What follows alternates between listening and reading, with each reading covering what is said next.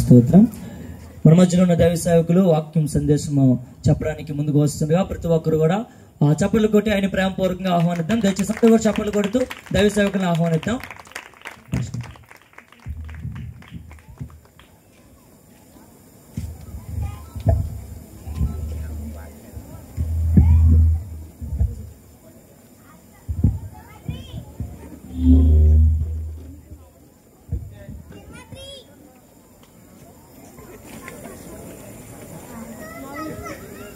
Praise God. Hallelujah.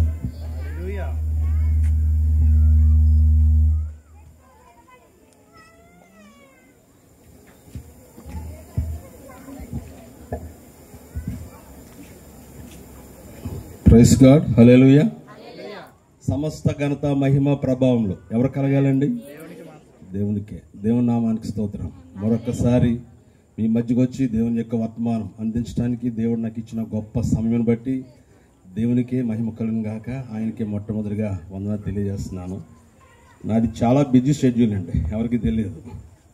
ఎక్కువ పరిచర్యలో మేము ఉంటాం. ప్రతిరోజు కూడా పరిచర్య. ఈరోజు సాయంకాలం కూడా నాకు సర్వీస్ ఉంది. దాన్ని నేను ఆపి మరి 2 వారాల కిందటే నాకు చెప్పాడు మా యవనస్తుడు, మీరు అలాగైనా రావాలి సార్, పాస్టర్ గారు కంపల్సరీ వాక్యం చెప్పాలి అని. నిజంగా దేవుని యొక్క మహాకృప ఎక్కడ వాడబడాలని దేవుని చిత్తమే. కాబట్టి మరొకసారి ఈ ప్రాంతానికి వచ్చి ఇక్కడ నేను 4వ సారి అనుకుంటా రావటం అనేది. ఇంతవరకు నా వాక్యం మీరు వినే ఉంటారు. దేవుని నామని స్తోత్రం. మాట్లాడింది నేను కాదు, ఆయన మాట్లాడతాడు. దేవుని స్తోత్రం. హల్లెలూయా. ప్రియమైన వారు, మీ అందరికీ ఒక విషయం, ఇది ఏమీ ఉద్యోగ కూటాలు కాదు కదండి. మొదటిగా ఇది ఉద్యోగ కూటము కాదు, అలాగే ఉద్యోగంతో కొన్ని ప్రసంగాలు చేయడానికి, అలాగే స్వస్థత కూడికలు కాదు, స్వస్థత గురించి చెప్పడానికి, అద్భుతాలు కాదు, మార్కు గారు రాసినట్లుగా అద్భుతాల గురించి చెప్పడానికి కదండి. ఇది ఏ కూటమి అండి? చెప్పండి చెప్పండి. ఇది ఏ కూడికి చెప్పండి? ఈ దినం ఏ దినం చెప్పండి? వీళ్ళు చర్చి యానివర్సరీ కదండి, 2వ వార్షికోత్సవం. అంటే దేవుడు 2 సంవత్సరాల వారి జీవితాలను క్షేమకరంగా దీవెనకరంగా నడిపించుకుంటూ వెళ్ళాడు. చెప్పకూడదు, దేవుని మహిమ పరుద్దాం. ఈ 2 సంవత్సరాలు కూడా పరిచర్యలో ఎన్నో శ్రమలు, ఎన్నో శోధనలు, ఎన్నో సమస్యలు, ఎన్నో ఆటంకాలు, ఎన్నో అడ్డుబండలు, ఎన్నో మానసిక ఒత్తిళ్లు, ఎంతో కన్నీరు ఈ 2 సంవత్సరాల వారి జీవితంలో ఉన్నాయి. అయినప్పుడు కూడా ఎంతైనా నమ్మదగిన దేవుడు నమ్మకస్తుడిగా ఉండి దగ్గర ఈ యొక్క మందిరాన్ని చక్కగా తన కృపలో ముందుకు నడిపించాడు. అందుని బట్టి దేవాదేవునికి వందనాలు తెలియజేస్తున్నాను. మరి చక్కటి వర్షిప్ జరిగింది, ప్రైజ్ అండ్ వర్షిప్. నిజంగా పరిశుద్ధాత్మ దేవుడు మన మధ్యన సంచారం చేశాడు. మన యవనస్తుడు చక్కగా ఆరాధిస్తూ ఉంటే అంత వెలుగు కమ్ముతూనే ఉంది, ఎక్కడ కూడా చీకటి లేదు. చీకటి వచ్చినప్పుడు చీకటి కమ్మి ఉంది. కానీ ఎప్పుడైతే మన కిరణ్, నన్న నీ పేరు ఓకే, ఎప్పుడైతే కిరణ్ అనబడిన ఈ మన దైవజనులు, మరి నా తోడు పనివాళ్ళు, నాకు చిన్నవాడైనా పర్లేదు, దేవుడు ఇంకా ఆ కుమారుని అభిషేకించి దీవించిన గాక నేను అదే కోరుకుంటున్నాను. మరి కుమారుడు ఆరాధిస్తున్న కొలిది నిజంగా దేవుని యొక్క ప్రసన్నత నింపడిపోయింది ఈ ప్రాంతంలో. అంధకార చీకటి శక్తులు, గాఢాంధకారము, దురాత్మలు ఏవైతే ఉన్నాయో అవన్నీ కూడా దూరం అయిపోయాయి. మీలో ఎందరైతే ఏక మనసుతో ఏక హృదయముతో ఏకాత్మతో దేవుణ్ణి ఆరాధించారో మీ హృదయాల్లో ఉన్నటువంటి భారము దిగిపోయింది. రెండవదిగా మీ యొక్క కుటుంబంలో ఉన్నటువంటి కష్టాలు కానీ బాధలు అన్ని దూరం చేశాడు. మీరు ఏ అనారోగ్యాలతో ఇక్కడికి వచ్చారో మీ యొక్క అనారోగ్య సమస్యలు సైతము ఈ గొప్ప దేవుడు తీసివేసి పంపించాడు. మీరు ఆరాధనలో ఎంత గమనించారో నాకు తెలియదు, నేను మాత్రం చాలా చక్కగా ఆనందించాను, సంతోషించాను. నేను బండి మీద వస్తున్నప్పుడు ఆయన పాడిన పాటే పాడుకుంటూ వచ్చాను. ఎప్పుడు నేను దేవుని ఆరాధించుకుంటూ వస్తాను. అంటే ఆరాధించుకుంటూ వస్తున్న కొలది మన నిజంగా వచ్చినప్పుడు కూడా మన యవనస్తుడు సేమ్ అదే పాట పాడాడు. చాలా ఆనందంగా ఉంది, సంతోషంగా ఉంది. దేవుణ్ణి అంతగా మహింపరిచారు నిజంగా. మరి యవనస్తుడు కిషోర్ మరి నేనే బాప్తిసం ఇచ్చాను ఏంటి. అయినప్పటికీ ప్రియమైన వారా, మరి యవనస్తులు ఆ ప్రాంతంలో పట్టబడడానికి చాలా గ్రేట్. అది మాత్రం అప్రిషియేట్ చేయాలి, అది మాత్రం అవసరం నేను అప్రిషియేట్ చేస్తాను. ఎందుకంటే మరి ఆ ప్రాంతంలో ఉన్నటువంటి యవనస్తులు మీ అందరికీ తెలిసినటువంటిదే, మీరు కొంతమంది అక్కడ ఉన్నటువంటి వాళ్ళే కదా. ఆ పరిస్థితి మీరు చూస్తున్నారు, చాలా భయానకమైన పరిస్థితులు. ఆ పరిస్థితుల నుంచి దేవుడు లేవనెత్తాడు, తీసుకొచ్చాడు. బలమైన ఆయుధంగా, బలమైన పాత్రగా, బలమైన పనిముట్టుగా యవనస్తుని దేవుడు వాడుకుంటున్నాడు. రాబోతున్న రోజుల్లో తన పరిచర్య దీవించబడాలి, ఆస్వాదించబడాలి. తన సంగమం అనేది పాలు తేనెల వలె విస్తరించి ప్రవహించబడాలి. దేవుని స్తోత్రం. కుమారుడు కూడా బహుబలంగా అనేక చోట్ల వాడుకోవాలని నేను దేవాదేవుని వేడుకుంటున్నాను. దైవజనులుగా మేము చేసేది అదే. మా ఓపుకున్నంత వరకు మేము చేసాం. ఇప్పుడు ఆగిపోయామేమో పరిచర్యలో, అంటే సువార్త ప్రకటించడంలో. మరి దేవుని ఇలాంటి అవనస్తులు దేవుడు లేవనెత్తాడు, అనేక చోట్ల తీసుకువెళ్తాడు. మరి బాగా వాడబడతారు. అందరిని బట్టి కూడా దేవునికి వందనాలు నేను తెలియజేస్తున్నాను. ఈ సమయంలో కొద్ది నిమిషాలు పరిశుద్ధాత్మ దేవుడు మీతో మాట్లాడిన ఆశపడుతున్నాడు. దయచేసి వాక్యం బోధిస్తున్నప్పుడు అటు ఇటు తిరగకండి. మీ మనసులో కరెక్ట్గా దేవుడి మీద పెట్టండి. నేను ముందే చెప్పాను కదా, ఇది స్వస్థత గుడి కాదు, అద్భుతాలు జరిగే ప్రార్థన గుడులు కాదు. ఇది కేవలం చర్చి యానివర్సరీ డే. అంటే సంవత్సరం అంతా దేవుడు కాపాడినందుకు వార్షికోసం వాద్యులు చేస్తున్నారు. కాబట్టి ఒక యానివర్సరీ గురించి మాత్రమే నేను కొద్ది నిమిషాలు మాట్లాడతాను. ఎప్పుడు ఏం మాట్లాడాలో నాకు తెలుసు, ఏ సందర్భాన్ని బట్టి ఏం చెప్పాలో నాకు తెలుసు. దేవుడు ఇచ్చినటువంటి జ్ఞానము సమస్త ఘనతమైన ప్రభావం దేవునికే కలుగును గాక. అపోస్తుల కార్యంలో 4వ అధ్యాయము 32 మాట చదువుదాం. 32-33 మాటలు చదవండి, బిగ్గరగా చదవండి. విశ్వసించిన వారందరూ ఏక హృదయమును ఏకాత్మయు గలవారై ఉండిరి. ఎవడనో తనకు కలిగిన వాటిలో ఏదియు తనదని అనుకొనలేదు. వారికి కలిగినదంతయు వారికి సమిష్టిగా ఉండెను. ఇదియుగాక బహు బలముగా ప్రభు అయిన యేసు పునరుద్ధానమును గూర్చి సాక్ష్యమిచ్చిరి. చాలు నాన్న. బహు బలంగా పునరుత్థానుడైన యేసు ప్రభువుని గురించి ఏం చెప్పారంట? సాక్ష్యం ఇచ్చారు. పరిశుద్ధాత్మ నడిపింపు కోసం ప్రార్థన చేసుకుందాం. మహాగణుడా, పరిశుద్ధుడా, జయము గల మా దేవా, మీకు స్తుతులు స్తోత్రాలు. అతిరిత సింహాసనం మీద ఆశ్రయుడైనటువంటి వాడా, సార్వభౌమాధికారం కలిగినటువంటి వాడా, మీకు వందనాలు. మరొకసారి మా ప్రభా చల్లటి సాయంకాల సమయంలో నీ బిడ్డలతో కలిసి ఈ రీతిగా ఆరాధించగలిగే భాగ్యం కలుగు చేశారు. అందుని బట్టి మీకు వందనాలు స్తోత్రాలు. మా బ్రతుకులకు నూతన దినాన్ని బహుమానంగా ఇచ్చారు, ఆయుష్ను పొడిగించారు. మట్టి మా శరీరాలు మీ జీవాన్ని ఉంచారు. అందరి బట్టి మీకు వందనాలు. ఎవరు మమ్మల్ని పిలిచినా పిలవకపోయినా నిత్యమైన మమ్మల్ని పిలుస్తూనే ఉన్నారు, ఆదరిస్తూనే ఉన్నారు, నడిపిస్తూనే ఉన్నారు, బలపరుస్తూనే ఉన్నారు.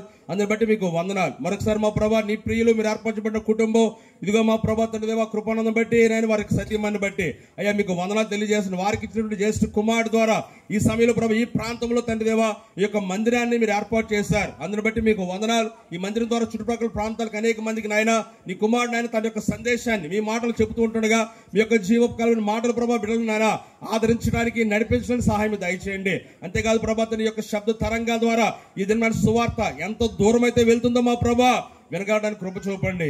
నేను ఈ దినమే మార్పు చెందాలేదు కానీ ఏదో ఒక దిన ప్రభా యొక్క వాక్యం వినే వారి జీవితాల్లో ఒక మార్పును మీరు తీసుకురామని వేరుకుంటున్నాను. కారణం మా ప్రభా మీరు మాత్రమే మార్చగలరు మా తండ్రి. మేము ఎంత చెప్పినా ఎవరు కూడా మారరు మా ప్రభా. మీరు మాట్లాడితే చాలు మా తండ్రి. ఆయన ఎటువంటి హృదయమైనా ఎంత గట్టి హృదయమైనా ఎంత కరుడు గట్టిన వాడైనా మార్చి తీరాల్సిందే. కాబట్టి మా ప్రభా మీరే తండ్రి బిడ్డలతో మాట్లాడమని అయ్యా మీ సన్నిధిలో వేడుకుంటున్నాను. ప్రభా మీ సన్నిధిలో నేను ఒక్కడే అడుగుతున్నాను, మీ పరిశుద్ధాత్మ మాకు కావాలి. కాబట్టి మా ప్రభా మీ పరిశుద్ధాత్మ కుమ్మరింపు, పరిశుద్ధాత్మ నింపుదల, మీ పరిశుద్ధాత్మ అభిషేకం, మీ పరిశుద్ధాత్మ సన్నిధి అయ్యా మా అందరికీ మీ దయచేయమని వేడుకుంటున్నాను. అంతేకాదు మా ప్రభా పరిశుద్ధాత్మ యొక్క కంచె ఇక్కడ ప్రతి కుమార్ చుట్టూ మీ ఆధీనంలో ఉంచుకోమని వేడుకుంటున్నాను. ప్రభా సమస్తాన్ని వాతావరణంగా పవర్ గానే ఇక్కడ ప్రతి కుమార్తెని కుమారుని చండి బిడ్డలు సైతం అయ్యా మీ ఆధీనంలో తీసుకోమని నేను వేడుకుంటున్నాను. మా ప్రభా మీకు వందనాలు. మాట్లాడుచున్న నేను కాదుగా నా తండ్రి ఆత్మీయులు మాట్లాడుచున్న నెరవేర్పు అయ్యా మా అందరి జీవితాల్లో మీరు జరిగించమని మీ అధికమైన అభిషేకమును ప్రభా మీరు నాకు దయచేయమని ఇదిగో మా ప్రభా నేను మాట్లాడుతుండగా మా ప్రభా నా స్వరాన్ని ప్రభా మీ స్వరానికి ప్రభా జత చేసి మీ శక్తివంతమైన మాటలు ప్రభా నేను తెలియజేయమని అయ్యా వేడుకుంటున్నాను. ప్రభా ప్రతి ఒక్కరికి నైనా వినగలిగే చెవులను గ్రహించగలిగే మనస్సును అయ్యా మీరే దయచేయమని వేడుకుంటున్నాను. ఈ ప్రాంతంలో ఉన్నటువంటి వారు ప్రభా ఏ ఒక్కరూ కూడా ప్రభా నశించిపోకూడదని ప్రభా కుమారుడైన బహిరంగ ఈ యొక్క ప్రార్థన గురించి పెట్టి ఉన్నారు. కాబట్టి ప్రభా విన్నటువంటి వారు రక్షింపబడడానికి సహాయం దయచేయండి. యేసు క్రీస్తు నామమున ఆత్మలు రక్షించబడు గాక మా తండ్రి. మీరే గొప్ప కార్యం జరిగించండి. ఆయన ప్రభా చుట్టుపక్కల పనిచేసిన ప్రతి గలిబిల్ని యేసు క్రీస్తు నామములో అని చెప్పేస్తున్నారు. ప్రతి ఒక్కరూ ఆనందంగా సంతోషంగా ఈ ప్రాంతం గుండా వెళ్ళడానికి కృప చూపమని మీరు ఒక్కరే ఘనత మహిమ ప్రభావాలు పొందుకుంటూ ఆమేన్ అన్నంత వరకు పరిశుద్ధాత్మను అందరి మీద కుమ్మరింపజేయమని సమస్త ఘనత మహిమ ప్రభావములు మీకే చెల్లిస్తూ వేడుకుంటున్నాను మా పరమ తండ్రి. ఆమేన్.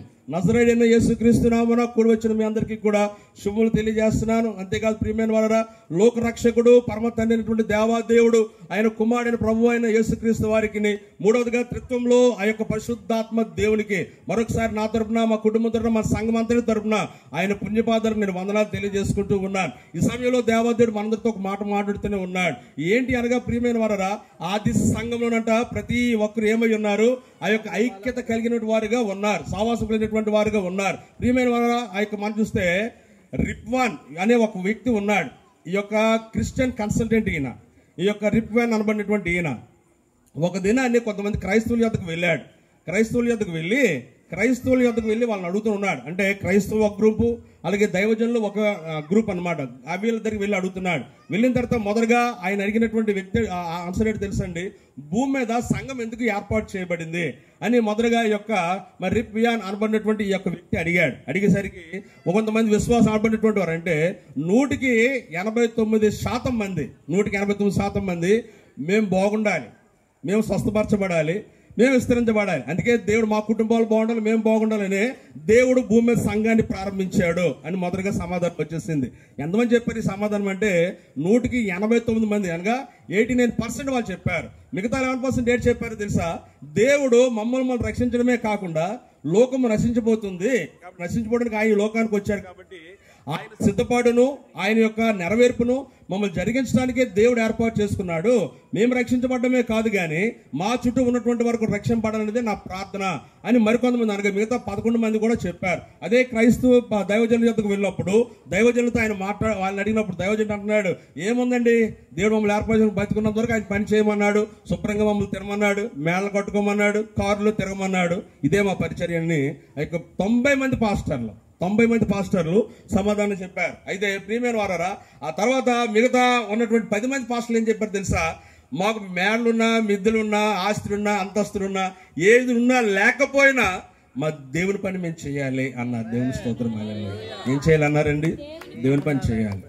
దేవుడు చాలా మంది అదే అనుకుంటారు, మేము వెళ్తున్నాం కదా దేవుని మందిరికి వచ్చాం, దేవుడు మమ్మల్ని దీవించాలని. నో, మనం ఎప్పుడు కూడా దీవించబడిన వారమే.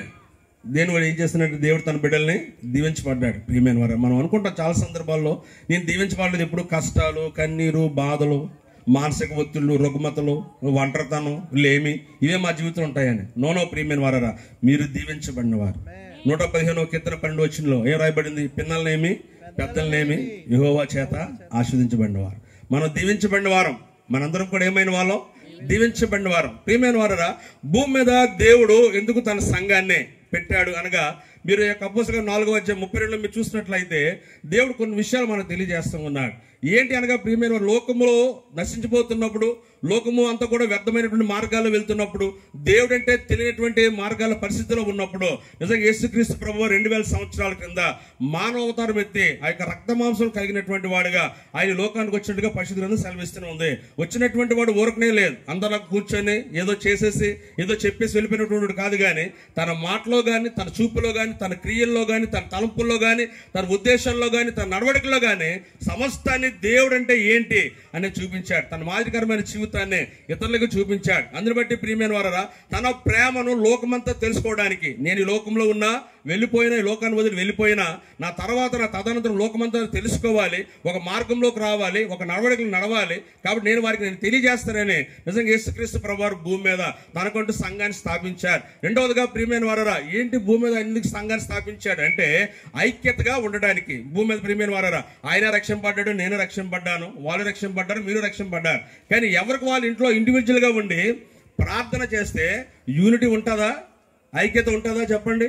కానీ ఉండనే ఎంతమాత్రం ఉండదు. ఎవరికి వాళ్ళ ఇంట్లో ఉండి మన బ్రదర్ ఆయన ఇంట్లో ఉంటాడు, లేదా నేను ఆ ఇంట్లో ఉంటాను, రక్షింపడ్డాం, మేమందరం కూడా రక్తంలో కడగబడిన వారు, మేము రక్షింపడిపోయి మనందరం కూడా. కానీ మనలలో మనం ఉన్నాం అనుకోండి, ఎప్పుడు కూడా యూనిటీ అనేది రాదు. అందుకని ప్రియమైన వారా, ఆయన ఏం చేశాడంటే రెండవదిగా ఐక్యతను ఆయన తీసుకురావడం జరిగింది. మనిషి అనబడినటువంటి వాడు ఏ విధంగా ఉండాలి, ఒక మాదిరిని, ఒక ఐక్యతను కూడా ఆయన తీసుకొచ్చినట్లుగా పరిశుద్ధ గ్రంథం రెండవదిగా మనకు సెలవిస్తూ ఉంది. అయితే ప్రియమైన వారా, పరిశుద్ధ గ్రంథంలో ఒక సంఘం ఉంది పరిశుద్ధ గ్రంథంలో. ఇది ఆది సంఘమై ఉంది. మనకు అపోస్తలుల కార్యంలోనే తెలియజేస్తుంది. దీనికి ఎవరు నాయకుడు అంటే లోకంలో మనుషులు కాదు, ప్రభు అయినటువంటి యేసుక్రీస్తు వారే ఈ యొక్క మరి సంఘానికి నాయకుడిగా ఉన్నాడు. ఆయన మాత్రం సంఘంలో ఉన్నతంగా ఆయన నిలబెట్టినట్లుగా, నడిపించినట్లుగా పరిశుద్ధ గ్రంథం క్లియర్ గా సెలవిస్తూనే ఉంది. ఈ గొప్ప నాయకుడు ప్రియమైన వారా అనేక మందిని దేవాదేవునికి, ఎందుకంటే చెప్తున్నారు కదా, నేనే మార్గమును, నేనే సత్యమును, నేనే జీవమును. కాబట్టి నా మార్గము ఎలా ఉంటుంది? రక్తంతో వేసినటువంటి మార్గం. ఈ లోకంలో అధికారులు ఏం చేస్తున్నారు? ఇక తాడుతో, సిమెంట్తో రోడ్లు వేస్తారు. కానీ ఆయన వేసినటువంటి మార్గం ఎలాంటిది? ఆయన వేసినటువంటి దారి ఎలాంటిది? ఆయన చేసినటువంటి రోడ్డు ఎలాంటిది అంటగా రక్తంతో కూడినటువంటి రోడ్డు. అది కూడా ఎక్కడి నుంచి అండి? లోకము నుంచి పరమ కానానే పరిశుద్ధ ఆ యొక్క పరలోకం వైపు ఆయన ఏం చేశాడట? ఆ యొక్క తన రక్తంతో ఏం వేసాడట? ఆ యొక్క దారిని వేసాడు. అందుకనే నేను మార్గం అంటున్నాడు, నేనే సత్యము. చూపించండి సత్యం ఎక్కడైనా. మానవుడు అనబడినటువంటి వాడిలో ప్రతి ఒక్కరి జీవితంలో అసత్యం ఉంటుందండి. సత్యం లేనటువంటి ఎవరు కూడా లేరు ఈ లోకంలో. అందుకనే ఆయనే సత్యం కలిగినటువంటి వాడు. కాబట్టి దేవుని మాత్రమే సత్యాన్ని కలిగినటువంటి, సత్యాన్ని బోధించినటువంటి వాడు, సత్యాన్ని సత్యంగానే తెలియజేసి నిజంగా మనుషులందరి కోసం తన ప్రాణాన్ని పెట్టినటువంటి వాడు. మూడవదిగా ప్రియమైన ఏముందంటే జీవము అనే మాట ఆయన తెలియజేస్తూ ఉన్నాడు. మనిషి ఉన్నంత వరకే జీవమా అనుకుంటాం మనం, కానీ మనిషి మరణించిన తర్వాత కూడా జీవం అనేది ఉంది. అదే తెలుసుకోవాలి మనం.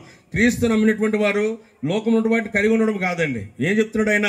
ఆ యొక్క జీవంని కలిగి ఉన్నాం, మన దేవుడు జీవం ఇచ్చి ఉన్నాడు అనగా మనకు రక్షించాడు. మరణిస్తూనే మన జీవితం అయిపోలేదు, కానీ మరణించిన తర్వాత నా జీవితం ప్రారంభమైందని తన జీవాన్ని అనుగ్రహించాడు. కాబట్టి ఈ యొక్క మాటలు ఎవరు తెలియజేస్తున్నారట? ఆది సంఘంలో ఉన్నటువంటి భక్తులు అనబడినటువంటి వారు ఆ మాటలు తెలియజేసినట్లుగా మనం చూస్తూనే ఉన్నాం. ప్రియమైన వారు, ఆది సంఘము ఎలా ఏర్పడింది మీకు తెలిసినటువంటిది. యేసుక్రీస్తు ప్రభు వారు ఆయన లోకానికి వచ్చిన తర్వాత 33.5 సంవత్సరాలు పరిచర్య చేశాడు. 30 సంవత్సరాలు గృహ జీవితం జీవించిన 3.5 సంవత్సరం మాత్రం ఆయన యొక్క పరిచర్య చేస్తూ అనేక మందిని రక్షిస్తూ, అనేక మందిని తండ్రి వద్దకు నడిపిస్తూ, అనేక మందిని స్వస్థపరుస్తూ, అనేక మందిని లేవనిస్తూ, అనేక మందిని మరణం నుంచి కూడా లేవనెత్తి చివరికి తన యొక్క మార్గాన్ని చూపించాడు. ఇటువంటి మార్గం ఉంటుండగా ప్రియమైన వారా, ఆయనంటే పడలేనటువంటి వారు, ఆయన దూషించినటువంటి వారు, ఆయన వ్యతిరేకంగా ఉన్నటువంటి వారు, శాస్త్రులు, సద్దుకాయులు, పరిసయ్యులు, లేకపోతే ఉన్నటువంటి ప్రధాన యాజకులు లేదా సెనేటరీ మహాసభలో ఉన్నటువంటి ఆ యొక్క 70 మంది కూడా ఆయనకు విరోధంగానే ఉన్నారు, ఆయన విరోధంగానే జీవించారు. కాబట్టి ఆయన సంహరించాలనుకున్నారు. కాబట్టి ఆ విధంగా యేసు ప్రభువారు యొక్క 3 సంవత్సరాల పరిచర్యలో చివరికి మానవులందరి కోసం కూడా ఏం పెట్టి ఉన్నాడు? తను ప్రాణం పెట్టి ఉన్నాడు. తను సమాధి చేయబడ్డాడు, మరణించాడు, సమాధి చేయబడ్డాడు. సమాధిలో 3 దినాలు ఉన్నాడు. సమాధిలోనే ధర్మశాస్త్ర సమస్తం కూడా ఏం చేసినట్ట? ఆ యొక్క సమాధి చేసేసాడు. ధర్మశాస్త్రం ఉండటం వల్ల మనిషి అనబడినటువంటి వాడు ఆ యొక్క పంటికి పన్ను, కంటికి కన్ను, లేకపోతే దెబ్బకు దెబ్బ అనబడినటువంటి ధర్మశాస్త్రం బోధించేది. కానీ కృపాయుగం వచ్చేసింది. మత్తయి సువార్త నుంచి ప్రియమైన వారు ప్రకటన గ్రంథం వరకు. ఎప్పుడైతే కృపాయుగం ఎంటర్ అయిందో మనిషికి దేవుడు కృపను చూపిస్తూనే ఉన్నాడు. ఈ రోజు వరకు మనం ఇలా బ్రతుకున్నామంటే అది కేవలం దేవుని యొక్క కృప మాత్రమే. ఆయన కృప వర్షం వలె మన మీద ఏమవుతుందట? కుమ్మరించబడుతూనే ఉంది. ఈ రోజు కుమ్మరించబడుతుంది. అందుకని కృపను బట్టి మనం బ్రతికున్నాం. మన బలము కాదు, మన శక్తి కాదు, మన ఆధిక్యత కాదు, మన చదువు కాదు, మన ఉద్యోగం కాదు, మన ఉపాధి కాదు, మన వ్యాపారం కాదు, లేకపోతే మనకు ఉన్నటువంటి ఆ యొక్క మంచి రకరకాల ఫుడ్స్ కాదు, లేకపోతే ఇంకా ఎక్సర్సైజ్ కాదు, జిమ్లు కాదు. మనం ఈరోజు బ్రతికున్నామంటే అది కేవలం ఆయన అనుగ్రహించినటువంటి కృప. ప్రియమైన వారరా, అటువంటిది ఆయన మరణించి ఆ యొక్క 3 దినాలు సమాధి నుండి 3వ దినాన్ని పునరుత్థానం లేచిన తర్వాత 50 దినాలు పోస్ట్ ప్రొడక్షన్ మినిస్ట్రీ ఆయన భూమి మీద జరిగించారు. అంతవరకు వీళ్ళందరూ కూడా బలహీనులే, అధైర్యంగా ఉన్నటువంటి వారు, పిరికివారుగా ఉన్నటువంటి వారు, బలమైనటువంటి వారు ఉన్నారు. అన్ని విషయాలు కూడా భయపడుతూ వారి యొక్క హృదయాలను కలవరపెడుతున్నారు. యోహాను సువార్త 14వ అధ్యాయంలో చెప్తున్నాడు, మీ హృదయాలను కలవరపడనీయని చెప్పినప్పుడు, కానీ శిష్యులు అనబడినటువంటి వారు వారి యొక్క హృదయాలను ఏం చేసినట్టు వాళ్ళు కదా ఆ యొక్క కలవర పడుతూనే ఉన్నారు, భయపడుతూనే ఉన్నారు. అందుకనే ప్రియమైన వారా, మరలా వారందరినీ కూడా బలపరిచి వారి ఇంచుమించు 40 దినాలు ఆయన పోస్ట్ ప్రొడక్షన్ మినిస్ట్రీ కింద తన యొక్క కార్యం జరిగించాడు. ఆత్మస్వరూపిగా ఉన్నాడు. ఆత్మస్వరూపి ఆ గొప్ప దేవుడు తన యొక్క పరిచర్ని భూమి మీద కొనసాగించాడు. ప్రియమైన వారా, తర్వాత అయింది బేతనీ వరకు అంతరం వారిని తీసుకొని పోయి ఆయన బేతనీ వరకు వెళ్తున్నాడు. సమాధానంగా మీకు తోడిను గాక అని చెప్పేసి అన్నాడు. ప్రియమైన వారా, మీ మీద పరిశుద్ధాత్మ వచ్చేంత వరకు మీరు ఇక్కడే ఉండండి. నా సన్నిధి మీతో ఉన్నంత వరకు మీరు ఇక్కడే ఉండండి. నేను మిమ్మల్ని బలపరిచినంత వరకు మీరు ఇక్కడే ఉండండి. నా ఆత్మను మీ మీద కుమ్మరించేటంత వరకు మీరు ఇక్కడే ఉండండి అని చెప్పేసి నిజంగా దేవాదేవుడు స్వయంగా ఆ దినాన్ని సెలవు ఇచ్చాడు. దేవుని స్తోత్రం. అందుని బట్టి దేవాదేవునికి వందనాలు. ఏం జరిగింది ప్రియమైన వారరా? పరిశుద్ధాత్మ దేవుడు వారి మీదకి రాక మునుపు వారందరూ కూడా మేడగది ప్రార్థనా మందిరంలో కూర్చొని ఏం చేస్తున్నారట? ప్రార్థన చేస్తున్నారు. 1 దినం కాదు, 2 దినాలు కాదు, 3 దినాలు కాదు, 4 దినాలు కాదు, ఇంచుమించు 10 దినాలు వారు ఏం చేశారట? ప్రార్థన చేశారు. బ్రష్లు చేశారు లేదు తెలియదు, ఉపవాసం ఉన్నారో లేదు తెలియదు, తిండి తిన్నారు, టిఫిన్ చేశారు లేదు తెలియదు, కానీ 10 రోజులు వారు ఏకదాటిగా ప్రార్థన చేసినప్పుడు మేము వారు ఒక్కసారిగా వారి యొక్క నాలుకలో ఆ యొక్క అగ్నిలా వారి యొక్క నాలుగులు విభాగింపజేయబడి నిజంగా వారందరూ కూడా పరిశుద్ధాత్మను పొందుకున్న వారుగా ఏమొచ్చిందంటే వాళ్ళ మీదకి పరిశుద్ధాత్మ దిగి వచ్చేటప్పటికి, ఆత్మ కుమ్మరించేటప్పటికి ప్రియమైన వారుగా ఒక్కసారిగా 17 భాషలు వారు మాట్లాడగలిగారు. దేవుని స్తోత్రం, హల్లెలూయా. ఆశ్చర్యపోయారు అందరూ కూడా. ఏంటి ఎక్కడి నుంచి వచ్చింది? మా భాష మాట్లాడుతున్నారు. ఆ దినం ప్రియమైన వారు ఆ యొక్క పస్కా పండుగ దగ్గర యూదులు అనబడినటువంటి వారు 25 లక్షల పైగా ఆ దినాన్ని వచ్చారు. మా భాష మాట్లాడుతున్నారని వాటిలో వారు అనుకునే ప్రియమైన వారు కొత్త మద్యం సేవించి వారు ఆ విధంగా మాట్లాడుతున్న చాలా వరకు కూడా అనుకున్నారు. అయితే పేతురు గారు మాత్రం అంతవరకు పిరిగివాడు, అధైర్యంగా ఉన్నటువంటి పేతురు గారు ఒక్కసారిగా లేచి పరిచర్య ప్రారంభించడం మొదలుపెట్టాడు. ఆయన ప్రసంగించగా ప్రియమైన వారరా పరిశుద్ధాత్మ దిగిరాగా అగ్ని వలె ఒక్కరి గృహాల్లోకి వెళ్ళిపోయింది. వారు డైనింగ్ రూమ్లో ఉన్నా, బాత్రూంలో ఉన్నా, బెడ్రూమ్లో ఉన్నా, ఆ దినాలు వారు ఏ ప్రాంతంలో ఉన్నా, ఏ ప్రదేశంలో ఉన్నా, ఎలాంటి స్థితిగతిలో ఉన్నా వారి మీదకి ఏం వెళ్ళిందట? పరిశుద్ధాత్మ దేవుడు గాలి వలె, అగ్ని వలె, నీరు వలె ఆ యొక్క వాక్యము వారు ఉన్న చోటుకు ప్రవహించింది. ఎప్పుడైతే వాక్యం వారి మీదకి వెళ్ళిందో ప్రియమైన వారరా అంతటా వారందరూ కూడా మొదటిసారిగా పట్టబడ్డారు. దేవుని స్తోత్రం. ఆ రోజు పేతురు గారు చెప్పిన ప్రసంగానికి, పేతురు గారు మాట్లాడడానికి ఎంతమంది అండి ఒకసారి రక్షింపడ్డారు? 3000 మంది రక్షింపడ్డారు. దేవుని స్తోత్రం. మరొక చోట మాట్లాడేటప్పటికి ఎంతమంది రక్షింపడ్డారండి? 5000 మంది రక్షింపడ్డారు. మరొక చోట మాట్లాడేవాడికి మరొక 3000 మంది. దేవుని స్తోత్రం. హల్లెలూయా. అలా వెళ్తూనే ఉంది. ఆ విధంగా ప్రియమైన వారరా ఆది సంఘం అనే దేవుడు ఏర్పాటు చేశాడు. దీనికి అందరికీ నాయకుడు ఎవరో తెలుసండి? దేవుడే. దేవుని స్తోత్రం. హల్లెలూయా. ఆయన ఉన్న చోట ఆనందమే, ఆయన ఉన్న చోట స్వస్థతే, ఆయన ఉన్న చోట ఆత్మాభిషేకమే, ఆయన ఉన్న చోట కొమ్మరే, దేవుని యొక్క కొమ్మరింపే. దేవుని స్తోత్రం. హల్లెలూయా. కాబట్టి పరిశుద్ధాత్మ ఎప్పుడైతే నింపబడిందో వారు ఉన్నటువంటి అలసడి, వారు ఉన్నటువంటి భయము, వారి నుండి కలవరం సమస్తము కూడా దూరం అయిపోయి ఇప్పుడు సంఘం అనేది ఏర్పాటు చేయబడింది. ఆది సంఘం ఆ దినాల్లో ఎంతమంది తెలుసండి? 1000 మందితో కూడినట్లుగా పరిశుద్ధ గ్రంథం సెలవిస్తూనే ఉంది. ప్రియమైన వారు ఎందుకు ఆది సంఘంలో వీరందరూ కూడుకొని ఉన్నారనగా మొట్టమొదటిగా దేవుని యొక్క సహవాసాన్ని ఇతరులకు చూపించడానికి, దేవుని యొక్క ప్రేమను ఇతరులకు చూపించడానికి. నెంబర్ 1 ప్రియమైన వారా దేవుని యొక్క సహవాసాన్ని యొక్క ఎంతమంది అయితే ఉన్నారో వీరందరూ కూడా ఉన్నటువంటి వారందరూ కూడా అక్కడ యూదులే, యేసు ప్రభు వారిని నమ్మలేనటువంటి వారు అందరూ కూడా వీరొక తండ్రి దేవాదేవుని అనుసరించినటువంటి వారు. కాబట్టి యూదులందరూ కూడా ఎవరిని అనుసరిస్తున్నారనగా దేవుని మాత్రం అనుసరించి వెళ్తున్నప్పుడు నిజంగా దేవాదేవుడు ప్రియమైన వారా పేతురు గారి ద్వారా ఆ యొక్క అంశాలు తెలియజేస్తున్నప్పుడు నిజంగా వారిలో ఒక మార్పు అనేది వచ్చి వారందరూ కూడా దేవుని తిరగడం మొదలుపెట్టారు. ఆ మార్పును, ఆ పరివర్తనను, ఆ యొక్క వాక్యమును పేతురు గారు ఏం చేశారట? ఇతరులకు అనేక మందికి ఆయన ఏం చేశారట? తన యొక్క వర్తమానాన్ని తెలియజేశాడు. అనగా ఆది సంఘంలో నెంబర్ 1 ఏం చూసి తెలుసండి? దేవుని యొక్క మాటలను ఇతరులకు తెలియజేసినట్లుగా మనం చూస్తున్న, చుట్టూ ఉన్నటువంటి వారికి తెలియజేసినట్లుగా చూస్తున్నాం. రెండోదిగా ప్రియమైన వారా ఆది సంఘంలో వారు చెప్పేది తెలుసండి? యూనిటీ. ఇప్పుడు ఎక్కడ యూనిటీ కనిపిస్తుందండి? దేవుడు ఐక్యత కోరుకుంటున్నాడు. ఎక్కడైతే ఐక్యత ఉంటుందో అక్కడ శాశ్వత జీవమును ఆశీర్వాదం ఉంటుందంట కదండి. శాశ్వత జీవము ఆశీర్వాదం ఉంటుంది ఎక్కడ యూనిటీ ఉన్నప్పుడు. కానీ ప్రియమైన వారా అది పురస్కరించుకొని ఆ దినం సంఘంలో ఏం కనిపించిందట? యూనిటీ కనిపించింది. అంటే ఐక్యతను ఆ దినాల్లో వారు చూసినట్లుగా మనం చూస్తూనే ఉన్నాం. ప్రియమైన వారా ఐక్యతను వారు ఆ దినాల్లో తెలియజేశారు. ఇది నేటి దినాల సంఘాల్లో ఎక్కడ చూసినా ఐక్యత లేదు. ఎక్కడ ఏ సంఘం కూడా ఐక్యత లేదు. ఏ చర్చిలు మీరు చూడండి, పెద్ద పెద్ద చర్చిలు చూడండి, భక్త సింగ్ గారు లాంటి చర్చే డివైడ్ అయిపోయింది. మద్రాసులో భక్త గారి సింగే డివైడ్ అయిపోయింది. కర్నూలులో ఉన్నటువంటి ఆ యొక్క క్వెక్ మెమరీ బాప్టిస్ట్ చర్చ్ అనుకుంటా, అది కూడా 2గా చీలిపోయింది. బొబ్బిల్లో ఉన్నటువంటి ఆ యొక్క ఆంధ్ర బాప్టిస్ట్ చర్చ్ తీసుకోండి, అది కూడా 2గా ముక్కలు అయిపోయింది. కారణం ఏంటి తెలుసండి? యూనిటీ లేకపోవడం. అందుకే దేవుడు ప్రారంభంలో చెప్తున్నాడు ఐక్యత ఉండాలని. ఐక్యత కలిగి ఉన్నారు ఇక్కడ ఉన్నటువంటి ఈ యొక్క ఆది సంఘం ఉన్నటువంటి వారు. ఈ విధంగా ప్రారంభంలో ఐక్యత. అంతేకాదు మూడవదిగా దేవుని యొక్క పునరుత్థాన శక్తిని వారు తెలియజేస్తారు.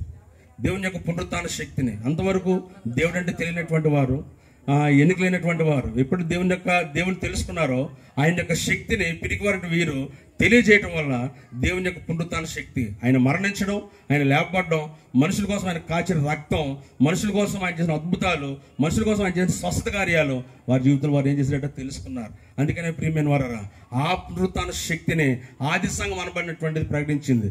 ఈరోజు మీరు కూడా ఈ సంఘంలో చాలా మంది ఉన్నారు, ఈ సంఘంలో కొంతమంది ఉన్నారు, కొంతమంది కాదు ఎవరైనా అవనియండి, దేవుని యొక్క మాటలు మాత్రం మీరు తెలియజేయాలి. అనేక మంది మీరు తెలియజేయాలి. ఆ యొక్క సంఘము అనేది ఏ విధంగా అయితే తెలియజేశారు, ఆది సంఘం ఏ విధంగా అయితే దేవుని యొక్క మాటలను రకరకాల ప్రాంతాల ప్రదేశాలకు వెళ్ళి తెలియజేశారు. ప్రియమైన వారా మీరు కూడా తెలియజేయాలని దేవుడు కోరుకుంటున్నాడు. ఎప్పుడు కూర్చునే వారుగా ఉండకూడదు, ఎప్పుడు వినేవారుగా ఉండకూడదు. దేవుని యొక్క మాటలు మీరు వెళ్ళి ఏం చేయాలంట? అనేక మంది ఇతరులకు నశించిపోయినటువంటి దాన్ని, ప్రభువు యొక్క ఉద్దేశం అదే. మీరు ఎన్ని సంఘాలు స్థాపించండి, ఎన్ని సంఘాలు తిరగండి, ఎన్ని ప్రాంతాలకు వెళ్ళండి, దేవుని యొక్క ఉద్దేశం ఒకటే, ఆయన యొక్క పరిచర్య భూమి మీద చేయాలి. నశించిన దాన్ని వెదకరక్షణ ప్రభువు యేసుక్రీస్తు వారు లోకానికి వచ్చారు. కొన్ని నిమిషానికి కొన్ని వేల ఆత్మలు నశించిపోతూ ఉన్నాయి.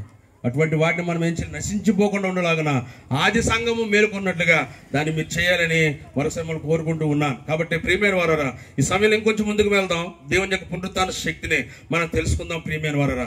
అయితే ఇక్కడ మనం గమనించాలి ఏమనేది రాయబడిందంటే, బాగా మీరు చూసినట్లయితే పునరుత్థాన శక్తి ఉన్న టైంలో ప్రియమైన వారరా, ఎక్కడైతే పునరుత్థాన శక్తి లేదా ఎక్కడైతే పరిశుద్ధాత్మ దేవుడు పనిచేస్తాడో నిజంగా ఆ సంఘంలో ఏముండాలో తెలుసండి? అభివృద్ధి ఉండాలి. ఏముండాలండి? అభివృద్ధి. రెండవదిగా ఆరోగ్యము, మూడవదిగా ఆయుష్, నాలుగవదిగా ప్రియమైన వారరా ఆర్థిక పరంగా లేకపోతే భౌతికంగా లేకపోతే ఆత్మీయంగా ఆ సంఘం ఏమవ్వాలట? అభివృద్ధి చెందాలి. ఇది మాత్రం ఆది సంఘంలో 100% ఉందండి. వారు ఆర్థికంగా దీవించబడ్డారు, ఆరోగ్యపరంగా దీవించబడ్డారు, అంతేకాదు సంఖ్యాపరంగా వారి యొక్క సంఘం దీవించబడింది, భౌతికంగా దీవించబడ్డారు, ఆత్మీయంగా కూడా దీవించబడ్డారు. మరి మన సంఘం ఎలా ఉంది? దీవించబడుతున్నామా? దీవించబడ్డానికి ముందుకు వెళ్తున్నామా? దేవుడు మనం అడుగుతున్నామా? ఆయన సమస్తమైన ఇచ్చేవాడుగా ఉన్నాడు కదా, ఆయన ఇస్తూనే ఉంటాడు ఎల్లప్పుడు కూడా. మరి అటువంటిది మనము మరి ఏ రీతిగా నివసిస్తున్నాం, ఏ రీతిగా ఉండమనేది మనం ప్రశ్న వేసుకోవాలి. మన సంఘం ఆది సంఘం వల్లే ఉందా లేదా? మన సంఘం పరిశుద్ధాత్మ నింపడి ఉందా లేదా? మన సంఘం లేదా మన వ్యక్తిగత మన కుటుంబాలు లేదా మనకు మనమే ఆయన యొక్క ఆత్మ నింపడి ఉన్నామా? ఆది సంఘంలో ప్రతి ఒక్కరు కూడా పరిశుద్ధాత్మ నింపబడినటువంటి వారే.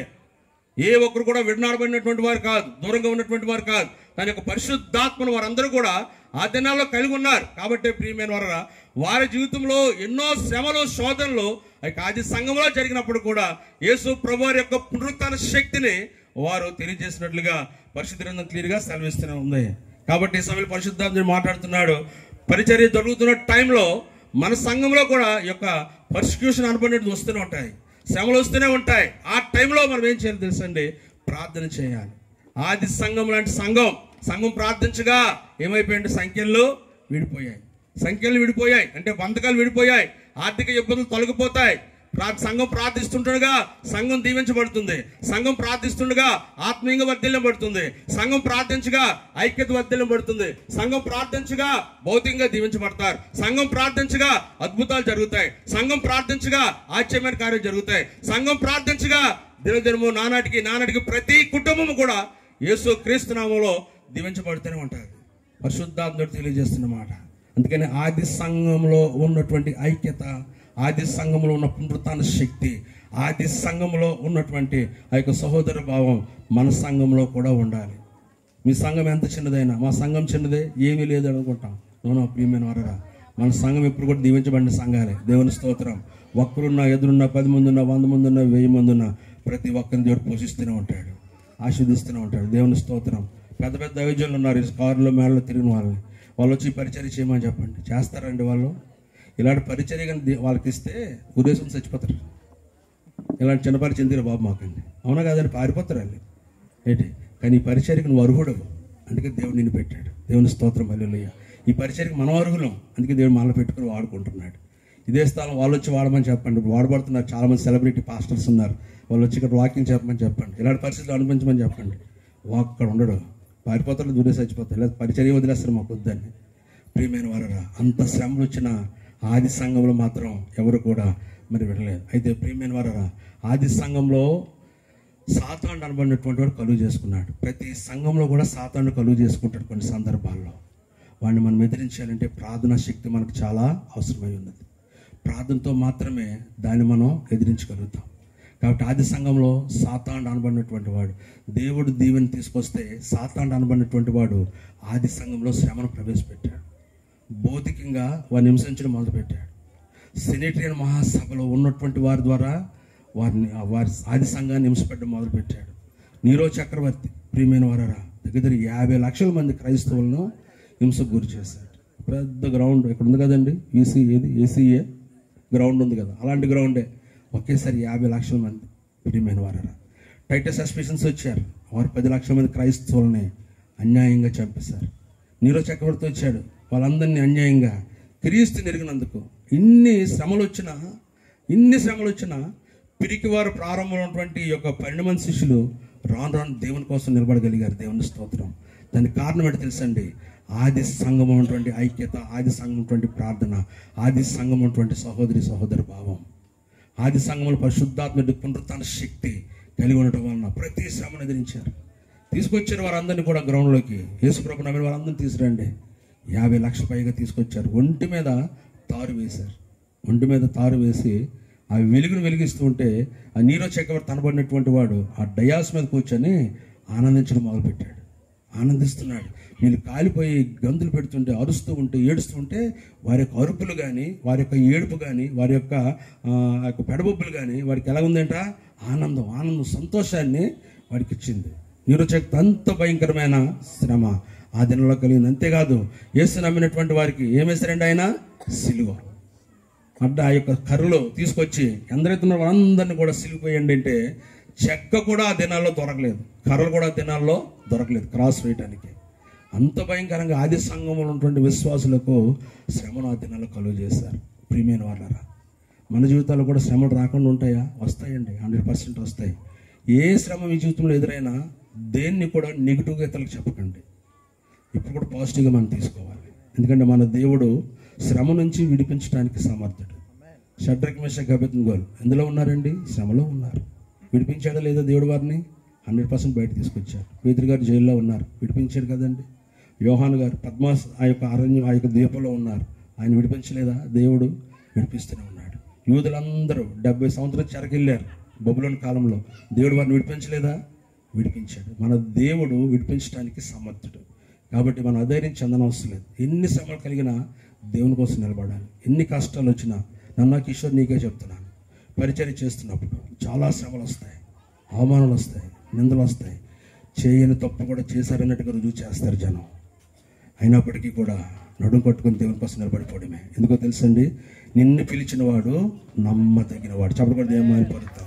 మనల్ని పిలిచిన వాడు నమ్మదగిన వాడు. నువ్వు ఏ పరిస్థితిలో ఉన్నా దేవుడి నమ్మకంగా లేవనెత్తాడు.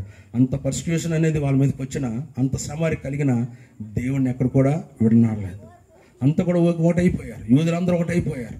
అధిక రోమన్ ఉన్నటువంటి అందరూ ఒకటైపోయారు. ఆ యొక్క నీరో చక్రవర్తి అందరూ ఒకటైపోయారు. క్రైస్తవులు అన్యాయంగా హింస పెడుతూనే ఉన్నారు. ప్రియమైన వారా, ఆ యొక్క గ్రౌండ్లో తీసుకెళ్ళి ఆ యొక్క ఆకలితో ఉన్నటువంటి సింహాలను వదిలేశారు, పుల్లు వదిలేశారు. అవి వెళ్ళి మనుషులు చీల్చి చండేస్తూ ఉంటే, చీలి చంపుతూ ఉంటే ఆ యొక్క అరుపులకు వీరందరూ కూడా ఆనందించారే కానీ ఎవరిలో కూడా ఆ యొక్క మార్పు అనేది రాలేకపోయింది. కానీ ఎంత సమయం మా దేవుని కోసం అనుభవిస్తామని ఆది సంఘంలో ఉన్నటువంటి వారంట దేవుని కోసం దాన్ని ఏం చేసి తెలుసండి, డెడికేట్ చేసుకున్నారు. దేవుని స్తోత్రం. ఇంత మీద శ్రమ పడినా పర్వాలేదు, ఇంత బలహీనత పడినా పర్లేదు, ఇంత అనారోగ్యమైనా పర్లేదు, ఇలాంటి కష్టాలు మా జీవితం ఎదురైనా పర్లేదు, మా దేవుడి కోసం నిలబడతామని నిజంగా ఆ దినాల్లో ఈ యొక్క ఆది సంఘం అనబడినప్పుడు నిలబడింది. మీ సంఘం కూడా అలాగే నిలబడి నేను కోరుకుంటున్నాను. ఎంతమంది యవ్వనస్తులున్నా, లేకపోతే నడి వయసు కలిగిన వారు ఉన్నా, వృద్ధులున్నా, చంటి బిడ్డలున్నా, దేవుని నామంలో ఎదగండి, ప్రార్థనలు ఎదగండి, వాక్యంలో ఎదగండి, ఆయన నడిపింపులో ఎదగండి, ఆయన పరిచర్యలు ఎదగండి, సువార్త పరిచర్యలు ఎదగండి. దేవుడు తప్పకుండా మిమ్మల్ని మీ కుటుంబాలని దీవిస్తాడు. ప్రియమైన వారా, ఒక స్టోరీ చెప్పి నేను క్లోజ్ చేస్తాను. ఒక నవల ఉంది, ఆ నవల పేరు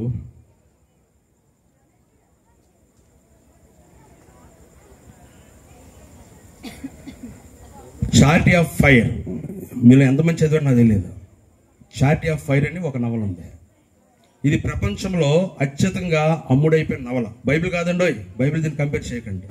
ప్రపంచంలో టాప్ మోస్ట్ ఏదంటే బైబిలే. ఏ ప్రపంచంలోకి వెళ్ళినా అత్యధికంగా అమ్ముడైపోయిన గ్రంథం ఏదైనా ఉంటే బైబిలే. అయితే నేను బైబిల్ గురించి చెప్పలేదు, ఒక నవల గురించి చెప్తున్నాను. ఈ నవల ఆ యొక్క చారిటీ ఆఫ్ ఫైర్ అనబడినటువంటి నవల. ఈ నవలలో హీరో ఉన్నాడు కదండి, హెరిక్ లిటిల్ అని పిలుస్తారు హీరోని. చాలా అందగాడు, మంచి దేహదార్యం కలిగినటువంటి వాడు, మంచి జ్ఞానవంతుడు, చాలా తెలివైన వాడు. ఈయన ఉన్నప్పుడు ఈయనకు ఒక అక్క ఉంది, తల్లిదండ్రులు లేరు, అక్క మాత్రమే ఉంది. అక్క చెప్పింది, అరే నీకు ఇంత తెలివైన వాళ్ళు ఉన్నారు కదా, ఇంత చక్కగా మాట్లాడుతున్నావు, ఇంత అందంగా ఉన్నావు, నువ్వు ఒలింపిక్స్లో పాలు పంచుకోవచ్చు కదా, ఒలింపిక్స్లో నువ్వు పార్టిసిపేట్ చేయొచ్చు కదా, ఒలింపిక్స్లోకి వెళ్ళొచ్చు కదా అని చెప్పేసి అక్క చెప్పింది. అక్క చెప్పినప్పుడు వీడేమన్నాడు తెలుసండి, ఈ యొక్క హెరిక్ లిటిల్ అనబడినటువంటి వాడు, నాకు ఇంట్రెస్ట్ లేదు, నేను వెళ్ళను, నేను ఆడను, నేను పార్టిసిపేట్ చేయను, ఎంత మాత్రం దానిలో నేను రాను అని చెప్పేసి ఈ యొక్క హెరిక్ లిటిల్ అనబడినటువంటి వాడు చెప్పాడు. చారిటీ ఆఫ్ ఫైర్ అనబడినటువంటి ఈ యొక్క నవల్లో. అయితే కొద్ది దినాలు అయిన తర్వాత ఏమైందో ఏమో తెలియదు కానీ ఈయన అనుకున్నాడంటే, ఆ విధంగా చెబుతూ అనేవాడు, నేను దేవుని పరిచర్య చేస్తాను, నా దేవుని కోసం నిలబడతాను అని చెప్పేసి హెరిక్ లిటిల్ అనబడినటువంటి వాడు చెప్పేవాడు, పరిచర్య అనేవాడు. వీళ్ళక్క మాత్రం లోకంలో ఉన్నటువంటి దాన్ని ఎంకరేజ్ చేసేది. నువ్వు బాగా పరిగెడతావు, బాగా మాట్లాడతావు, చాలా అందగాడివి, కాబట్టి నువ్వు ఈ యొక్క ఒలింపిక్స్లో నువ్వు పార్టిసిపేట్ చేయి, తప్పకుండా మంచి గోల్డ్ మెడల్ కొడతావు అని చెప్పేసి ఆ దినాలు చెప్పింది. అయితే ఆయన మాత్రం అలా ఒప్పుకొని చెప్పి నేను పరిచర్య చేస్తాను. ఏమైందో తెలియదు కానీ కొద్ది రోజులు పోయాక ఏమాట తెలుసు, అయినా నోట్ అంటే పరిచర్య రావట్లేదు. నోట్ అంటే ఏం రావట్లేదు, ఏ మాట రావట్లేదు, పరిచర్య చేస్తాను మాట రావట్లేదు. ఇప్పుడు నేను ఒలింపిక్స్లో పార్టిసిపేట్ చేస్తాను అంటున్నాడు. ఒలింపిక్స్లో నేనేం చేస్తాను, పార్టిసిపేట్ చేస్తాను అంటున్నాడు. వెళ్ళమని చెప్పి ఎంకరేజ్ చేసినటువంటి ఫ్రెండ్స్ కానీ అక్క కానీ అంతవరకు ఒలింపిక్లో వెళ్ళినటువంటి ఆమె, అదేంట్రా నువ్వు బైబిల్ కోసం వెళ్తున్నావు, పరిచర్య చేస్తున్నావు, మినిస్ట్రీలో పార్టిసిపేట్ చేస్తున్నావు, మంచి దైవజనుడిగా ఉండాలనుకున్నావు, మంచి ఎవాంజలిస్ట్గా ఉండాలనుకున్నావు, ఇప్పుడేంటి మరలా ఇందులోకి నువ్వు వస్తానంటున్నావు, ఇప్పుడేంటి నువ్వు వాలంటరీగా వెళ్దాం అనుకున్నావు కదా, మళ్ళీ ఇప్పటికి వచ్చావేంటి అని చెప్పేసి అంటే, లేదురా నేను తప్పకుండా ఒలింపిక్స్లో పార్టిసిపేట్ చేస్తానని అహర్నిశలో 6 నెలలు ఉంటుండగా కష్టపడడం మొదలుపెట్టాడు. 6 నెలలు ఉంటుండగా కష్టపడడం మొదలుపెట్టాడు. ఇలాగ 6 నెలలు అయింది, టైం వచ్చేసింది ఆయన పార్టిసిపేషన్ టైము. కాబట్టి అమెరికాలో ఆ యొక్క ఒలింపియాడ్స్ జరుగుతూ ఉండగా 500 మీటర్లు పరుగుడు పందెంలో ఆయన పార్టిసిపేట్ చేశాడు. ఇలా పార్టిసిపేట్ చేసిన టైంలో ప్రియమైన వారా, ఆయన పరిగెట్టవలసిన సమయానికి ముందుగానే ఇంకా 2-3 సెకండ్లు ఉంటుండగానే తను చేరవలసినటువంటి గోల్ని రీచ్ అయిపోయాడు. ఏమైపోయాడండి, చేరవలసినటువంటి గోల్ని రీచ్ అయిపోయాడు. అక్కడ నిలబడిపోయాడు. రీచ్ అయిపోయిన తర్వాత చూడండి, ఇప్పుడు ప్రపంచమంతా ఆ దినాల్లో యూట్యూబ్ లేవు, వాట్సాప్ లేవు, ఇన్స్టాగ్రామ్స్ లేవు, ట్విట్టర్స్ లేవు, ఏమీ లేవు. ఆ దినాల్లో ఉండేదేంటి, కేవలము టీవీ ఛానల్ ద్వారా వెళ్ళేది. కాబట్టి ఆ దినాల్లో ప్రపంచమంతా కూడా హెర్రిక్ లిటిల్ అనబడినటువంటి ఈ వ్యక్తి కోసం మొత్తం అంతా కూడా స్ప్రెడ్ అయిపోయింది. అబ్బా ఒలింపిక్స్లో ఎంత బాగా వచ్చాడు, బౌల్డ్ చూడండి, మన వరకు చాలా టాప్గా ఉండేవాడు. ఆయన పేరే కదండి ప్రపంచం అంతా వచ్చింది. మనం కూడా యూట్యూబ్లో చూస్తే మనకు అర్థమవుతున్నాయి, రకరకాల ఛానల్స్లో స్పోర్ట్స్ ఛానల్ చూస్తే ఆయన గురించి తెలిసింది. అలాగే హెర్రిక్ లిటిల్ అనబడినటువంటి వాడు ఆ దినాల్లో ఆ యొక్క 500 మీటర్స్ అంత ఈజీగా కంప్లీట్ చేసేటప్పటికి జనాలందరూ కూడా ఇంకా ఆయన్ని పొగడం మొదలుపెట్టారు. ఉన్నటువంటి పేరు చాలా వచ్చేసింది, డబ్బు కూడా ఊహించిన రీతిలో బాగా వచ్చేసింది, స్థితిమంతుడు అయిపోయాడు, గొప్పవాడు అయిపోయాడు. ప్రియమైన వారరా, ఇప్పుడు ఆ డయాస్ మీదకి వచ్చాడు, స్టేజ్ మీదకి వచ్చాడు, ఒలింపిక్ మెడల్ తీసుకుంటుండగా అందరూ కూడా చప్పట్లు కొట్టారు, హారధ్వానాలు ఇస్తూనే ఉన్నారు ఆయనకు. ఆయన పేరు మారుమోగిపోయింది, ఎంత గొప్పవాడు, అబ్బాయి ఎంత చక్కగా ఉన్నాడు, ఎంత అందగాడు, ఎంత బలిష్ఠుడు, ఎంత జ్ఞానవంతుడు, ఎంత ఉన్నతమైన వాడు, లోకం ఇప్పుడు అలాగే అంటుంది. కాబట్టి అంత అయిన తర్వాత గోల్డ్ మెడల్ తీసుకున్న తర్వాత అప్పుడేం చెప్తున్నా, నెక్స్ట్ ఏంటి నీ ఒపీనియన్ అని చెప్పేసి అక్కడ ఉన్నటువంటి వారు కామెంటేటర్స్ ఆయన అడిగితే, అక్కడ ఉన్నటువంటి వారు ఆ ఆర్గనైజేషన్ కండక్ట్ చేసినటువంటి వారిని వ్యక్తిని అడిగితే వారు చెప్పిన సమాధానం పెడితే ఆయన చెప్పినట్టు సమాధానం, ఇప్పుడు నేను దేవుని కోసం పరిగెడతాను అన్నాడు. దేవుని స్తోత్రం హల్లెలూయా. ఇంతవరకు లోకం కోసం పరిగెత్తాను, ఇంతవరకు నా కుటుంబం కోసం పరిగెత్తాను, ఇంతవరకు వ్యక్తిగత నేను పరిగెత్తాను, ఇప్పుడు నేను పరిగెత్తుతున్నది ఎవరి కోసమో తెలుసా, నా దేవుని కోసం పరిగెడతాను. దేవుని స్తోత్రం హల్లెలూయా. ప్రియమైన వారరా, హెన్రిక్ లిటిల్ అనబడినటువంటి వాడు నిజమైన స్టోరీయే, కాకపోతే ఆయన స్టోరీ నవలగా తీసుకున్నారు ఈ దైవజనుడు. ప్రియమైన వారరా, మరి ఇంచుమించు 2 లక్షలకు పైగా దేవుని యొక్క నామంలో అనేక ఆత్మలను రక్షించి గొప్ప సంఘాన్ని, పెద్ద సంఘాన్ని ఆయన నడిపాడు. దేవుని స్తోత్రం హల్లెలూయా. మీరు కూడా యవనస్తులే, కాబట్టి దేవుని కోసం పరిగెత్తండి. మనం పరిగెత్తాలి. దేవుని కోసం పరిగెత్తినప్పుడు నిజంగా దేవుడు మన అలసట రానివ్వడు, ఆపడు. ప్రియమైన వారరా, పక్షి రాజు వలె వాళ్ళు ఏమవుతారంటే అలయక ఎగురుతారు, ఎంత దూరమైనా ఎగురుతారు. కాబట్టి అటువంటి శక్తిని ఈ కుటుంబానికి ఇచ్చాడు. ఏదో నాకు ఉంది, నేను పేరు ప్రఖ్యాతి సంపాదించుకున్నాను అనేది కాకుండా, నేను పనికి మాలిన వాడిని కాను, నేను వట్టివాడిని వాడిని కాను, వెలిబయబడిన వాడిని కాను, అవమానించబడిన వాడిని కాను, చేతకాని వాడిని నేను కాను, ఏదైనా నేను చేయగలను అని చెప్పి చేసి చూపించాడు హెన్రిక్ లిటిల్ అనబడినటువంటి వ్యక్తి. ఆ విధంగా ఆ యొక్క పరిచర్య కూడా ఆయన వచ్చి పరిచర్యను కూడా చేసి చూపించాడు. ఎన్ని కష్టాలు మన జీవితంలో కూడా, ఎన్నో కష్టాలు, ఎన్నో బాధలు, ఎన్నో శ్రమలు వస్తూ ఉంటాయి. వాటిన్నింటినీ కూడా యేసు క్రీస్తునామమున మనం ఏం చేయలేట, ఎదిరించాలి. దేవుని స్తోత్రం. మీరు పోరాడినది ఎవరితో తెలుసండి ప్రియమైన వారరా? సాతానుతోనే, వాడి అనుచరులతోనే కదండి. అంధకార సంబంధం లేనటువంటి వారితో మనం పోరాడుతున్నాం. లోకమైన మనుషులతో కాదు మనం పోరాడుతున్నది. కాబట్టి వారితో మనం పోరాడుతూ ఉన్నప్పుడట మనలో ఏముండాలట, ప్రార్థన అనే శక్తి ఉండాలి. ఆది సంఘంలో ప్రార్థనా శక్తి ఉంది. కాబట్టి ఈ యొక్క చర్చ్లో అనగా ఆ యొక్క జీజస్లో మినిస్ట్రీస్లో కూడా ప్రార్థనా శక్తి ఉండాలని నేను కోరుకుంటున్నాను. యవనస్తులిద్దరు కూడా అంత బహుబలంగా ప్రార్థన చేయాలి. మన దేవుడు మన కోసం వచ్చినటువంటి దేవుడు. ఎవరి కోసం కూడా ఏ దేవుడు కానీ, ఏ దేవత కానీ, లేకపోతే ఏ మనుషుడు కానీ, ఏ వ్యక్తి కానీ, ఎంత గొప్పవాడు కానీ, ఎంత నాయకుడు కానీ ప్రాణం పెట్టినటువంటి వారు ఎవరూ లేరండి. యేసు ప్రభువు మాత్రం మనుషులందరి కోసం ప్రాణం పెట్టాడు. ఆయన పొందిన దెబ్బల చేత గాయం, ఆయన కాచిన రక్తం చేత మనుషులకు విడుదల విమోచన కలుగుతుంది. ప్రియమైన వారరా, రోమీలందరూ ఆయన ఆ యొక్క బండ మీద కూర్చోబెట్టి, నువ్వు యూదులకు రాజు కదరా, నీ కిరీటం ఏది అని చెప్పేసి ఆ ముళ్ళ కిరీటాన్ని తీసుకుని తన తలకు పెట్టి రెల్లితో కొట్టారు. చేతి కొట్టుకుంటే వాళ్ళు పుచ్చుకుంటుంది కదా, అందుకని రెల్లితో కొట్టారు. వెళ్ళిపోయింది. మనం చేసిన తలంపు ద్వారా మనం చేసిన పాపం, తప్పుడు ఆలోచనలు.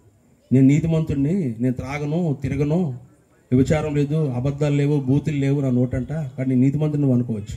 కానే కాదు, నువ్వు ఎంత పవిత్రంగా ఉన్నా ఇప్పుడు కూడా దేవుని యొక్క రాజ్యాన్ని నువ్వు చేరలేవు. ఆయన రక్తంలో కడగబడినప్పుడే, యేసు ప్రభువుని నీ సొంత రక్షంగా అంగీకరించినప్పుడే. కాబట్టి రెల్లు కొట్టారు. ముఖం మీద 600 మంది రోమీలు ఏం ఊసారు తెలుసండి? ఉమ్ము ఊసారు. ఏం ఊసారండి? ఉమ్ములు. ఆడవాళ్ళు చూసారా ఏంటి రాసుకుంటారు ముఖానికి? ఫెయిర్ అండ్ లవ్లీ, లేదా ఫెయిర్ ఎవరు, లేకపోతే ఇంకేంటి ఐబిగ్లో, ఇంకేంటి రాస్తారండి? ఇంకొన్ని ఉన్నాయి కదండి, చెప్పమంటారు. అవన్నీ కూడా ఉన్నాయి. డెర్మచ్చు ఇలాంటి చాలా ఉన్నాయి. ఇన్స్టా ఫెయిర్, ఇంక ఇలాంటి క్రీమ్స్ చాలా ఉన్నాయి. ఇదంతా రాస్తారు, చాలా చక్కగా కనిపిస్తారట. ఏంటి అలాగా ఆడవాళ్ళు రాసుకున్నట్లుగా మగవాళ్ళు కూడా వాడుతున్నారు. వాళ్ళు రాసుకున్నట్లుగా యేసు ప్రభువు ఏం రాసుకున్నో తెలిసిన ముఖం అంతటి కూడా రోమీల యొక్క ఉమ్ము. ఒక్కడు కాదు, ఇద్దరు కాదు. ఎంత అవమానించబడ్డారండి, ఎంత అవమానించబడ్డాడు. ఎవరి కోసం ఎంత త్యాగం, ఎవరి కోసం అయ్యా త్యాగం చేసావంటే, నీవు నా మనసులో ఉన్నావు కాబట్టి నేను నీ కోసం త్యాగము చేశాను. ఒంటి మీద వస్త్రం, యూదులకు వస్త్రం అంటే చాలా ఇష్టం. ఇక్కడి నుంచి ఇంతవరకు అనగా ఫుల్గా ఆ యొక్క గార్మెంట్ ఉంటుంది. అటువంటి గార్మెంట్ అనగా అటువంటి వస్త్రాన్ని ఆయన ఒంటి మీద తీసివేసి నడుము చిన్న టవల్ చుట్టి ఎంత అసభ్యంగా ఆయన ప్రవర్తించాలో చూడండి. గెడ్డం పీకి వేసింది ఒకరు, ముఖం మీద గుద్దింది ఒకరు, వెనక నుంచి గుద్దింది ఒకరు. ఎవరు నేను కొట్టాడో చెప్పరా, ఎవరు చేశారా నీకోసంలాగా అని చెప్పారు. ఇంత అవమానం, ఇంత శ్రమ నిజంగా ప్రభువారు భరించవలసిన పని లేదండి, కానీ మన కోసం భరించారు ఆయన. ఎందుకో తెలుసా? మీరు నేను పాపంలో ఉన్నాం, పాపంలో జీతం మరణం. అటు ఆ యొక్క మరణం మన మీదకి రాకుండా ఉండేలాగున తను పాపరహితుడైనప్పటికీ పాపిగా మార్చబడి, ధనవంతుడైనప్పటికీ ధనము లేనివాడుగా ఈ లోకానికి వచ్చి, సొగసైన అందగాడైనప్పుడు కూడా అందం లేనివాడుగా, కురూపిగా ఆయన మార్చబడి మన కోసం పడరాని పాటలు ఆయన ఈ లోకంకి వచ్చి పడ్డాడు. ఆయన గొప్ప దేవుడు, ఆయన మహిమ కలిగిన దేవుడు, సర్వోన్నతమైన దేవుడు. ఆయన ఏదైనా చేయగలడానికి సమస్తం. ఆ కార్యం ఆయనకు అసాధ్యమే.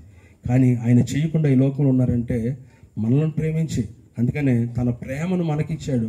అంతవరకు కూడా నా ప్రేమను మీరు కలిగి ఉండండి, నా ప్రేమను ఇతరులకు తెలియజేయండి అని తన ప్రేమపూర్వకమైన మాటలు తెలియజేశారు. అందుని బట్టి కూడా మనం అందరూ కూడా ఎంతో ధన్యులమని చెప్పాలి. అన్యులైతే అదృష్టవంతులు అంటారు, మనం ధన్యులనే మాట్లాడాలి. కాబట్టి అంత ధన్యకరమైన జీవితాన్ని దేవుడు మనకి అనుగ్రహించాడు. ఆది సంఘంలో ఉన్నటువంటి ప్రార్థన మన సంఘాల్లో ఉండాలి. ఆది సంఘంలో ఉన్నటువంటి శ్రమలు మన సంఘాల్లో కూడా ఉన్నాయి. దానికి కూడా ఆన్సరు ప్రార్థనే. అంతేకాదు ఆది సంఘంలో ఐక్యత ఉంది, మన సంఘంలో కూడా ఐక్యత ఉండాలి. ఆది సంఘంలో భౌతికపరమైన విలువలు ఉన్నాయి. ప్రియమైన వారరా, నేటి సంఘాల్లో భౌతికపరమైన విలువలు లేవు. అన్ని ఎస్ఎఫ్ఐలు ఏం చేశారు? ఎంతో అమ్మారు అనుకుందాం, ఒక 5 లక్షలకి అమ్మారేమో వాళ్ళు ఆ రోజుల్లో. లేదా మనం అనుకుందాం ఈ రోజులు బట్టి నాకు 50 లక్షలకి అమ్మారండి. 10 లక్షలు తెచ్చారు, అందులో ఆవిడ 12.5 లక్షలు, ఈవిడ 12.5 లక్షలు తెచ్చారు. ఇంతకే అమ్మే అబద్ధం ఆడారు. భౌతికంగా వారి సంఘం ఏమైంది? ప్రియమైన వారు, భౌతికులు తగ్గిపోయాడు. అందుకని వారి జీవితాలకు ఏం కలిగింది? మరణం వచ్చింది. పరిశుద్ధాత్ముడు గద్దించాడు. ఈరోజు అదే చెప్తున్నాం, మన సంఘాల్లో కానీ, మన వ్యక్తిగత జీవితంలో కానీ, మన కుటుంబాల్లో కానీ ఏం తగ్గకూడదండి? భౌతికపరమైనటువంటి విలువలు ఎప్పుడు కూడా తగ్గకూడదు. నిన్ను భౌతికపరంగా నేను హెచ్చింపజేయాలని అనుకుంటున్నాడు. అంతేకాదు ఆత్మీయం కూడా దేవుడు నిన్ను హెచ్చించాడు. ఈ లోకంలో మనం ఎవరు నీతిమంతులు కాదు, ఆయన నీతిమంతుడు అనే ఒక ముద్ర నీ మీద నా మీద వేశారు. మనం ఎవరు కూడా పవిత్రులు కాదండి. పరిశుద్ధమైతే అవ్వచ్చు కానీ పవిత్రం, ఎందుకంటే అందరూ పెళ్లి చేసుకున్నాం కదా, కాబట్టి మనం ఎవరు కూడా పవిత్రులు కాదు, ఇటు పరిశుద్ధులమే. ఎందుకో తెలుసండి? ఆయన రక్తంలో కడగబడినటువంటి వారు. కాబట్టి ఆ కడగబడిన రక్తంలో నుంచే లోకంలో ఉన్నటువంటి నిన్ను సంఘంలోనికి ఆహ్వానించాడు. రాబోతున్న రోజుల్లో సంఘంలో నుంచి పరలోకంలో తన స్థానాన్ని సిద్ధపరిచాడు. తన మన కోసం స్థానాన్ని సిద్ధపరిచాడు. కాబట్టి ఆ స్థలానికి నిన్నను కూడా ఆయన పిలుస్తున్నాడు. దేవుడి కొద్ది మాటలు దీవించి ఆస్వాదించును గాక. ప్రార్థించుకుందాం, తల వంచి కళ్ళు మూసుకుందాం.